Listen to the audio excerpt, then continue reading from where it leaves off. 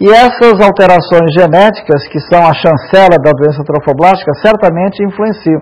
Não é por outra razão que é mais comum entre as jovens e os idosos, porque as jovens ainda não têm seu sistema imunológico totalmente preparado, e os idosos já o têm desgastado, e razão pela qual anomalias citogenéticas de toda índole, não apenas as ligadas à mola datiforme, a síndrome de Down, que é muito mais comum entre as mulheres de mais de 40 anos, devem-se todas às alterações genéticas que o óvulo já apresenta nesta idade. E raça, que está, de certo modo, relacionado à dieta e a outros fatores alimentares, que também não tem, assim, uma expressão sistemática muito precisa.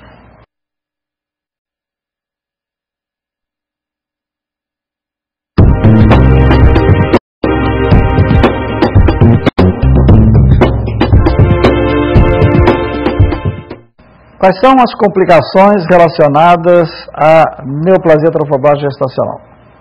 Primeiramente, a mais frequente de todas, metástases pulmonares. Aqui, esquematicamente, para mostrar como essas metástases costumam se apresentar. São lesões arredondadas, volumosas, disseminadas principalmente nas bases pulmonares. E a radiografia dos pulmões mostra esta imagem absolutamente significativa.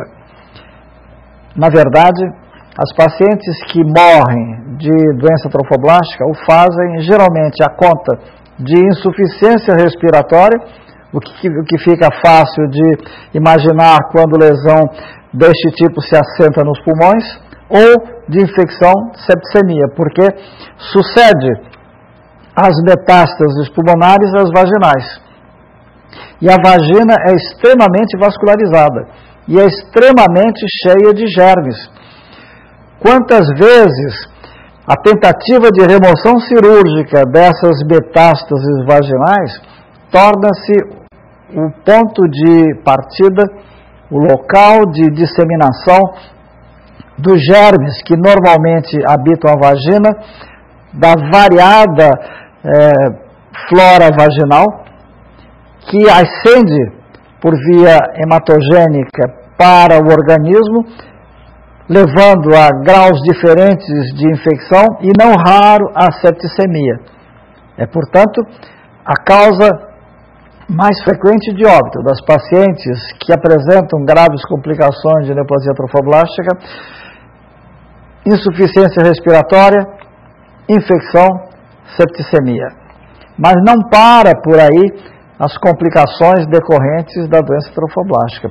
Metástases como essa podem se instalar no fígado e, a conta disso, matam.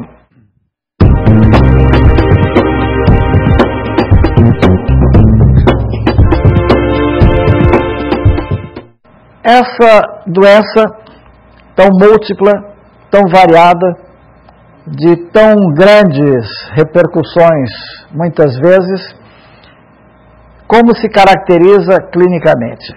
Analisemos seus sintomas e sinais. O mais comum de todos é hemorragia. É gravidez. Após curto atraso menstrual, geralmente a partir da 7ª ou 8ª semana, começam a surgir manifestações hemorrágicas. No passado, o diagnóstico era feito quase exclusivamente quando as pacientes abortavam entremeadas de profuso sangramento, eliminavam as vesículas que caracterizam a mola datiforme. Hoje, felizmente, mercê da ultrassonografia, que é utilizada quase sistematicamente quando a paciente suspeita grávida, o diagnóstico é feito contingentemente. Portanto, o diagnóstico hoje tornou-se precoce. Em várias publicações que fizemos no passado, mostramos que no nosso grupo histórico, até 1980 aproximadamente, o diagnóstico era feito tardiamente e através de vários outros procedimentos. Deste tempo para cá, 80% das vezes o diagnóstico é feito precocemente através da ultrassonografia. Portanto, o sangramento praticamente reduziu-se a poucos casos, principalmente aqueles que não são inicialmente encaminhados ao centro especializado. Como as vilosidades se tornam hidrópicas volumosas, condicionam frequentemente útero grande para a idade gestacional, que é definido quando o útero apresenta 4 centímetros a mais do que deveria ter naquela idade gestacional. Além disso, provavelmente, a conta dos elevados níveis de gonadotrofinas, as pacientes vomitam coercitivamente, a hiperêmese gravídica. E a conta disso, emagrecem com grande intensidade.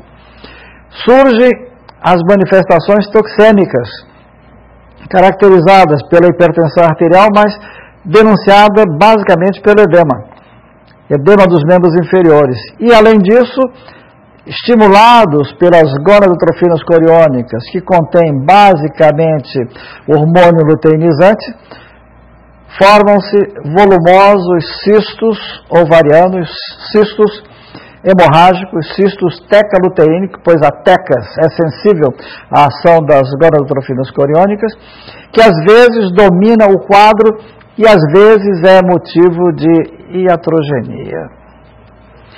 Aqui está uma peça cirúrgica mostrando os volumosos cistos tecaluteínicos dos ovários. Algumas vezes, não poucas, no passado principalmente, mas lamentavelmente isso ainda hoje acontece, essas pacientes, pelo fato de sangrarem, pelo fato de apresentarem o útero excessivamente volumoso ou o ventre excessivamente volumoso, volumoso a conta do útero grande para a idade gestacional, a conta dos cistos tecaluteínicos dos ovários, são encaminhados ao pronto-socorro. No pronto-socorro, pelo fato de sangrarem profusamente e também pelo apresentarem o volume do ventre excessivamente volumoso, são submetidos à laparotomia. E o cirurgião desavisado, que sabe as peculiaridades da bola datiforme, encontrando cistos com essa peculiaridade, não hesitam em removê-los, castrando inapelavelmente, às vezes, mulheres jovens. Disse-lhes, repito, que isto é patologia mais frequente das mulheres jovens e idosas. Este fato acontecendo numa menina semipúbere, fica fácil de imaginar a tragédia que isso representa para a sua existência. Lembrar, entretanto, e é forçoso que se acentue, que estes cistos, mesmo com esta aparência, regridem espontaneamente, sem necessidade de qualquer manipulação. Com a remissão da doença, seja espontaneamente ou através da quimioterapia, há completa regressão dos cistos hemorrágicos dos ovários, que voltam o órgão à sua função habitual. Então, esta afecção, com tão variada manifestação clínica, como ela é diagnosticada?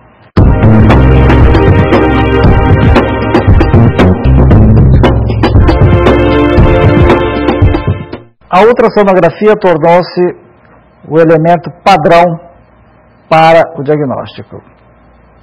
Todos sabemos que é de hábito no presente, então logo a paciente apresenta atraso menstrual ou julgando-se grávida, é solicitada a ultrassonografia. E ela é capaz de fazer o diagnóstico com absoluta precisão, quase